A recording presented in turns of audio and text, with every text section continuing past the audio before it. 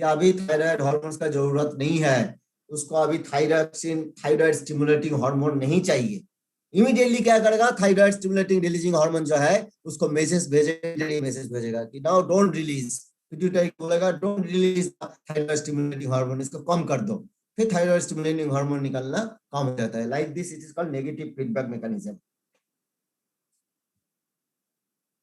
No what are the different hormones? First जो है growth hormone. Growth hormone कहां से निकलता है? It is secreted from the anterior pituitary gland. Function क्या है? It is essential for normal growth.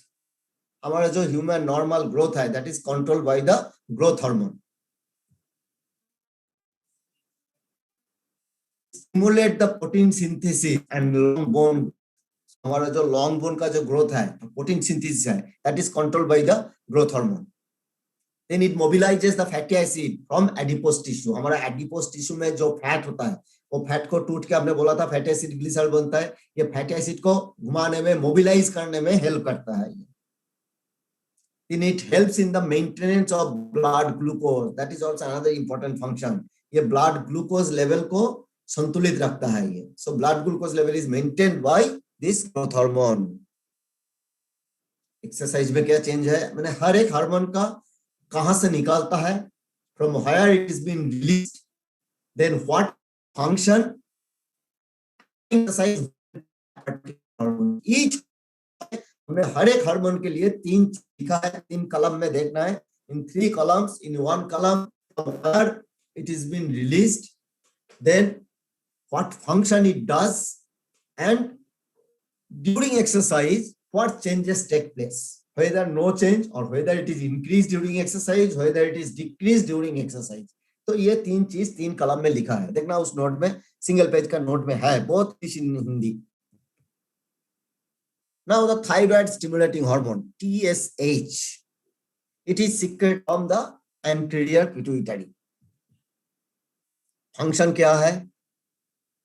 It increases T3 and T4 production and secretion। T3 क्या है? दैट इज ये दोनों थायराइड हार्मोन्स हैं, तो थायराइड ग्लैंड से निकलता है ये T3 T4। T3 का फुल नेम है ट्राई आयोडोथायरोनिन एंड T4 का फुल नेम है थायरॉक्सिन नाम से जाना जाता है। या इसको बोल सकता हो, एक और ये टर्मिनोलॉजी दे सकता हो, जैसे ये T3 है, 3 है ना, इसलिए ट्राई आयोडोथायरोनिन, एंड T4 है tetra iodothyronine. During exercise, the exercise के दौरान ये TSH बढ़ जाता है। ये TSH क्यों बढ़ता है ये आप पढ़ोगे जब थायराइड हार्मोन्स का ये T3 T4 का फंक्शन जब पता चलेगा ना, तब आपको क्लियर हो जाएगा। ये देखना ऑलरेडी आपने जान चुका है ये थायराइड हार्मोन किसके लिए काम आता है। मेटाबॉलिक रेट को बढ़ा देता है ये, मेटाबॉलिज्म को बढ़ा देता है ये। So during exercise, so in that aspect you can think about that. Already आपने पढ़ा होगा, आपने पढ़ा है इसलिए मैं बोल रहा हूँ।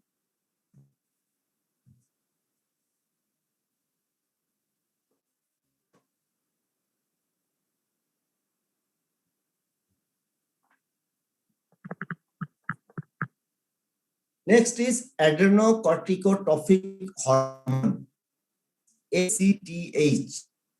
This is also secreted from anterior pituitary gland। Function क्या है? It increases cortisol synthesis and secretion। तो cortisol को एक बहुत इंपॉर्टेंट हार्मोन है, ये हमारा हम एथलीट का हमेशा हम टेस्ट करते रहता है। This is called stress hormone. Exercise change क्या है? During exercise the repeated bout of prolonged exercise, बहुत लंबे समय तक, बहुत देर जो एक्सरसाइज कंटिन्यू कर रहा है, एक्टिविटी कर रहा है, दैट में result in increase in basal ACTH। जो रेस्टिंग ACTH जो है, कंटिन्यूअसली अगर कोई लॉन्ग एक्टिविटी कर रहा है तो उसके लिए आप ये बढ़ सकता है ACTH। Then gonadotropins। Gonadotropins actually this is both male and female, इसलिए gonads बोलते हैं। Gonadotropins FSH and LH। FSH क्या है? Follicle stimulating hormone. LH है luteinizing hormones, and these hormones together, FSH and LH together, it is called gonadotropin, जो काम करेगा gonads का ऊपर। गोनाड क्या है? मेल गोनाड क्या है? टेस्टिस। फीमेल गोनाड क्या है? ओवरी। तो ये काम करेगा टेस्टिस का ओवरी का ऊपर। ओवरी का ऊपर काम करके ये एफएसएच जो है एस्ट्रोजन, प्रोजेस्टेरोन, ये हार्मोन निकालने में हेल्प करेंगे। ल्यूटिनाइजिंग हार्मोन जो है वो काम करेगा, इंटरस्टिशियल सेल स्टिमुलेटिंग हार्मोन नाम से भी जाना जाता है। So that hormone, it will act on the testes and it helps in the synthesis and release of testosterone. So these two hormones, gonadotropins, are secreted by anterior pituitary gland. So in female, estrogen, progesterone production and ovum development. तो female में oestrogen progesterone production करता है और ovum जो egg है उसको develop के लिए हेल्प करता है। ये male testosterone production and sperm development के लिए काम आता है। ड्यूरिंग एक्सरसाइज ये देखा गया है या तो बहुत ही कम मात्रा में परिवर्तन होता है, स्मॉल चेंज, या most of the times no change.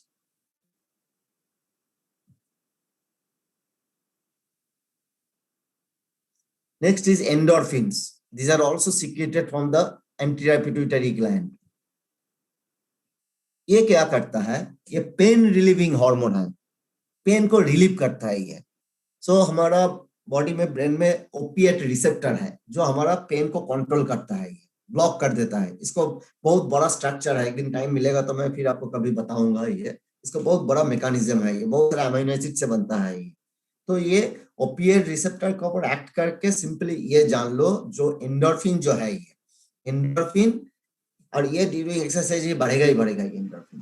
तो इसीलिए बहुत एक्सरसाइज में इसको पेन को रिलीव कर देता है हमारा पेन रिसेप्टर। पेन रिसेप्टर मतलब जब भी हमें पेन होता है, मतलब पेन रिसेप्टर जो है दैट विल बी स्टिमुलेटेड, वो डिटेक्ट करता है ये जहाँ पे पेन हो रहा है, तो उस पेन रिसेप्टर को ब्लॉक कर देता है। तो इसीलिए हमें कुछ अगर होगा भी तो हमें दर्द नहीं होगा। तो इसीलिए it act as the natural painkiller. Sometimes the question may come, the which hormone is known as the natural painkiller?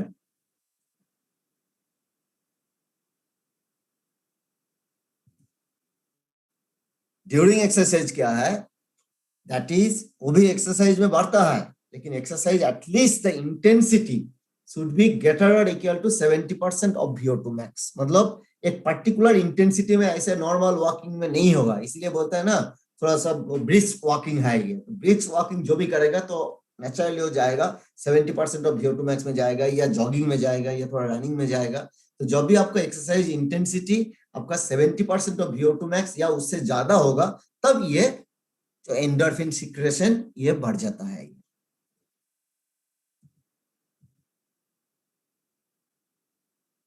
So all this what I told, these hormones all are secreted from the anterior pituitary, मतलब pituitary gland का आगे की भाग से।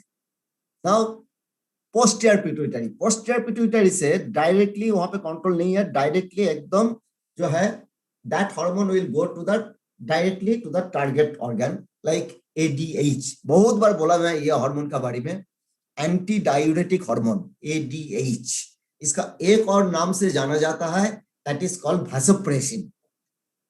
ये posterior pituitary से secret होता है। तो ADH एंटी डायूरेटिक हार्मोन।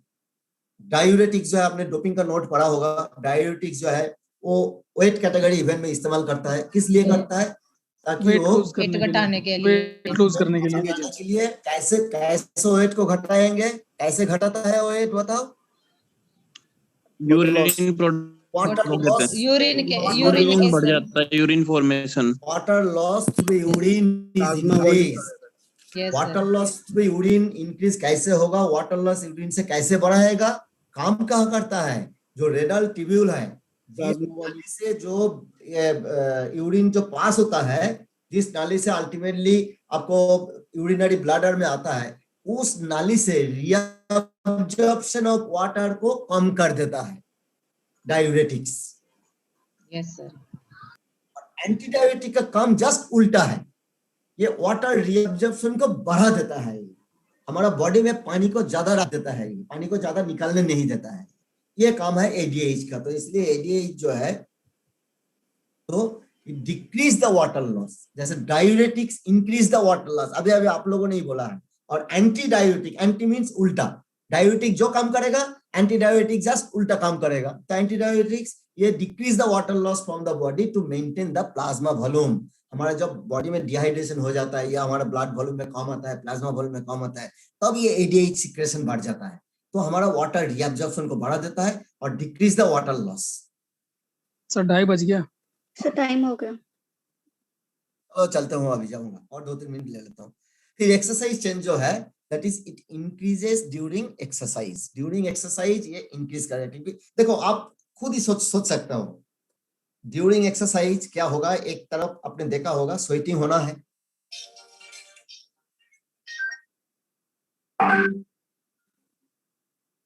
हमारा पुराना कैप्टन साहब ने फोन कर रहे हैं। ड्यूरिंग एक्सरसाइज आपने देखो स्वेटिंग में क्या होता है, जब एक्सरसाइज के दौरान स्वेटिंग होना ही होना है, क्यों बॉडी टेम्परेचर मेंटेन करना है। Yes, sir. हमारा टेम्परेचर बढ़ता है ड्यूरिंग एक्सरसाइज, उसको नॉर्मल रखने के लिए आपको स्वेटिंग होना है, क्योंकि स्वेटिंग से बॉडी टेम्परेचर फिर नॉर्मल में आ जाता है।